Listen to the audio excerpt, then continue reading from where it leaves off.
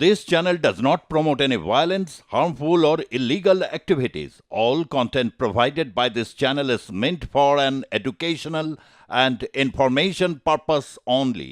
Epic number ভিন রাজ্যের বাসিন্দা, পশ্চিমবঙ্গের সঙ্গে কোথাও গুজরাট, কখনো দিল্লি, কখনো হরিয়ানা, কখনো মধ্যপ্রদেশ।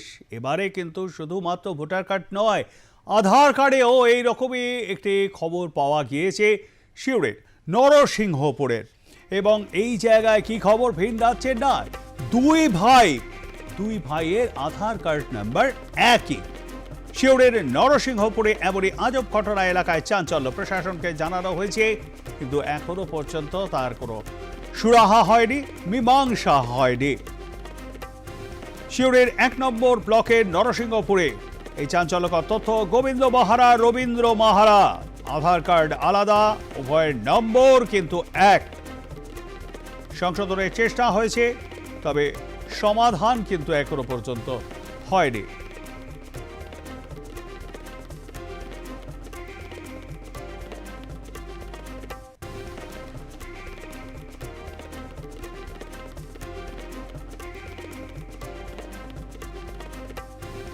আপনাদেরকে আরো একবার জানিয়ে রাখি, গোবিন্দ মাহারা, রবীন্দ্র মাহারা, আধার কার্ড আলাদা, কিন্তু নাম্বার দুজনেরই এক।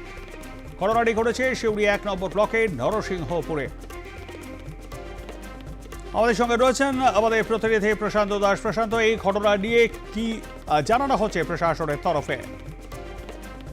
দেখো, একেবারে তোমার 10 মাস ধরে প্রশাসনের দ্বারস্থ হয়ে কোনো কাজ হয়নি।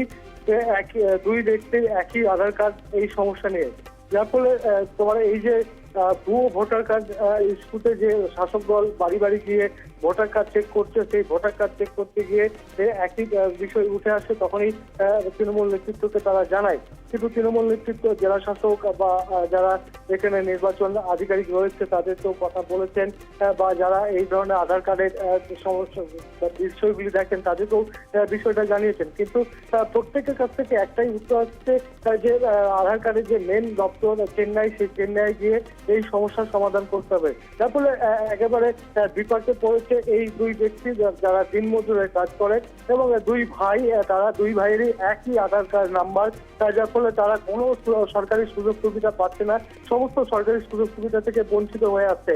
যার ফলে চরম বিপাকে পড়েছে, এবং তাদের পক্ষে চেন্নাই গিয়ে এই আধার কার্ড সংশোধন করাও সম্ভব নয়, কারণ বেশ ব্যয়বহুল, এবং চেন্নাই গিয়ে তার খরচাকে বহন করবে, কারণ তারা দিন আনে দিন খায়।